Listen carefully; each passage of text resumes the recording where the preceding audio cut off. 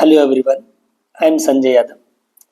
First of all, welcome to all of you on our YouTube channel Mathematics Education.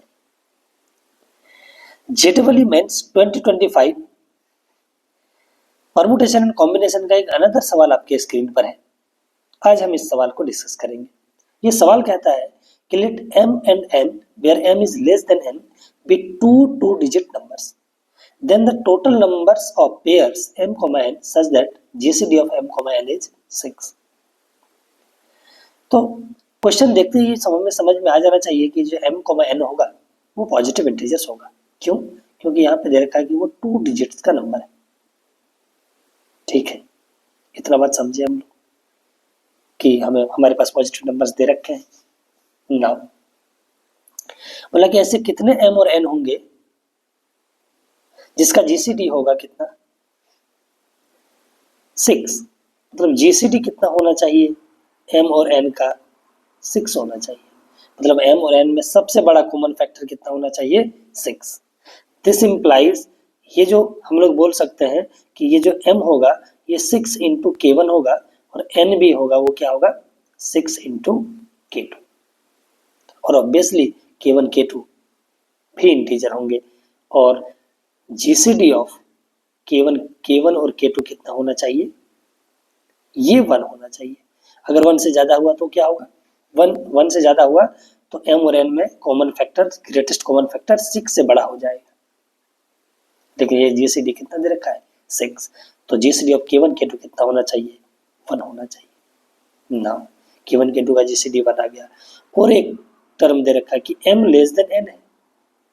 इसका मतलब है 6K1 less than होगा 6K2।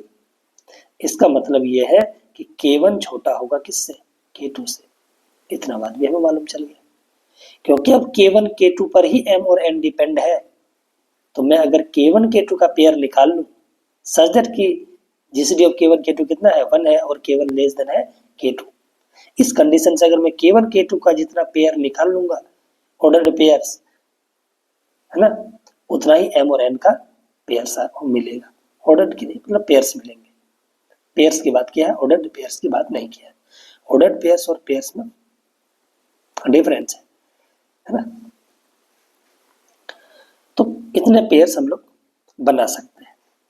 तो K1 K2 का मैं पेयर्स काउंट कर लूंगा ना। तो अब देखते हैं m और n 2 डिजिट का नंबर है तो m 99 से बड़ा या बराबर हो सकता है और ग्रेटर देन और इक्वल टू कितना 10 हो सकता है। n भी सेम होगा 99 से छोटा या बराबर और 10 से बड़ा। और n कितना है ये तो 6K1 है और n कितना है 6K2 है। तो देखते हैं K1 K2 इंटीजर है तो ये कहां से कहां तक है, इसका रेंज कहां से कहां तक है।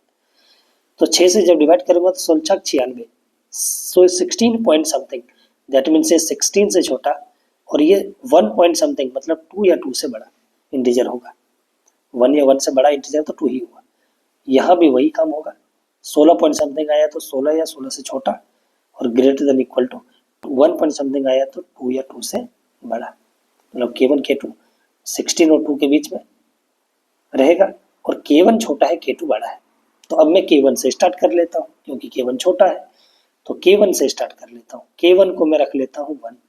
जैसे मैं K1 को 1 रखा तो 1 तो रख नहीं सकते क्योंकि 2 से स्टार्ट है तो 2 रखा तो K2 कितना आ जाएगा K2 आ जाएगा हमारे पास 3 आ जाएगा 5 आ जाएगा 7 आ जाएगा 9 आ जाएगा 11 आ जाएगा 13 आ जाएगा 14 16 आएगा नहीं 14 16 नहीं आएगा। तो number of such pairs number of pairs यहाँ पे कितने आ गए 1 2 3 4 5 6 3 5 7 9 11 13 14 15 तो आ ही जाएगा 15 आ जाएगा। तो ऐसे नंबर ऑफ पेयर्स कितना आ गए 7। नाउ K1 को अब मैं रख लेता हूँ 3 तो K2 क्या हो जाएगा K1 अगर 3 रख लिया तो बड़ा है K2 बड़ा है तो ये 5 से स्टार्ट होगा। क्यों 4 भी तो आ सकता है 4 5 6 नहीं 7 8 9 नहीं, 10, 11, 12 नहीं, 13, 14, 15 नहीं, 16 आ जाएगा। और नंबर ऑफ पेयर्स कितने हो जाएंगे यहाँ पे? 1 2 3 4 5 6 7 8 9, ये 9 आ गया। K2 अगर मैं 4 रख दूं तो K1 4, तो K2 कितना हो जाएगा? 5 से स्टार्ट होगा।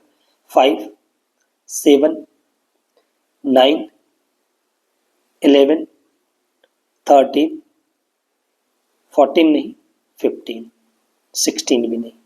नंबर ऑफ पेयर्स यहाँ पे कितने आ जाएंगे? 1 2 3 4 5 6। K1 अगर मैं ले लिया 5, तो K2 कहाँ से स्टार्ट होगा?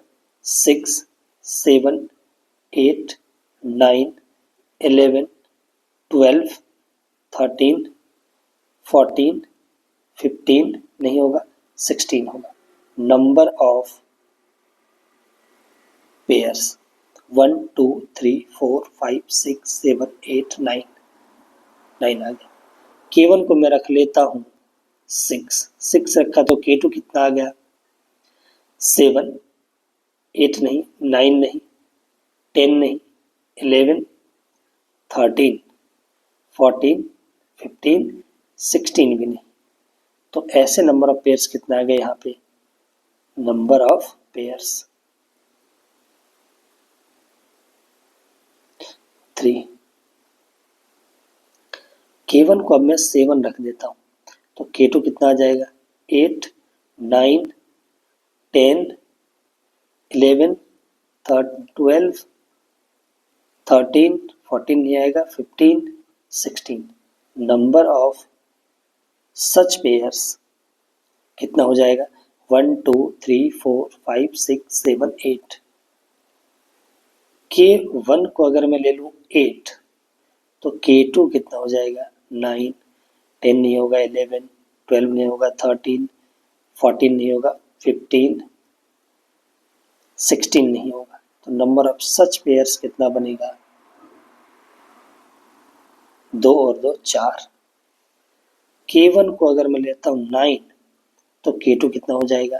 10 से स्टार्ट होगा, 10, 11, 12 नहीं होगा, 13, 14, 15 नहीं होगा, 16 तो हो ही जाएगा। तो नंबर ऑफ सच पेयर्स कितने हो जाएंगे? 3 और 2 5। ओके, हो चुका है।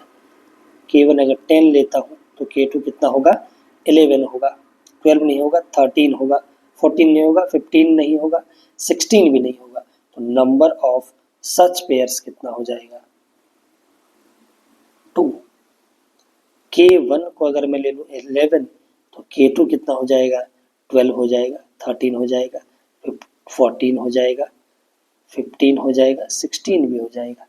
तो नंबर ऑफ सच पेयर्स हमारे पास निकल के 2 और 3 5।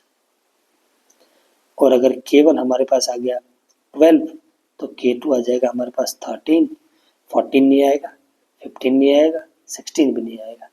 तो नंबर ऑफ पेयर्स कितना हो जाएगा? 1। अगर K1 हमारे पास 13 आ गया तो K2 हमारे पास आएगा 14, 15, 16। नंबर ऑफ पेयर्स कितना होगा? 3। K1 अगर 14 हुआ तो K2 हमारे पास आ जाएगा 15, 16 तो होगा नहीं। तो नंबर ऑफ पेयर्स 1। K1 को अगर मैं 15 ले लिया तो K2 के पास एक ही चॉइस है, वो 16 आ जाएगा। तो नंबर ऑफ सच पेयर्स कितना आ जाएगा? 1। तो देखते हैं आंसर क्या होगा। सभी को ऐड कर देना है। जितने number of pairs K1 K2 का उतना ही MN का होगा। तो 9 7 16, 16 6 22, 22 और 9 31, 3 34 और 8 42 और 4 46 और 5 51 और 2 53 और 5 58 और 1 59, 59 और 3 62, 63 और 64। आंसर कितना आ गया? 64 इज आर आंसर। 64 हमारा क्या आएगा? आ जाएगा आंसर आ जाएगा। So thank you so much for guys. फिर हम लोग मिलते हैं नेक्स्ट वीडियो में इसी तरीके से एक बेहतरीन क्वेश्चन के साथ। So thank you so much for watching. Thank you so much.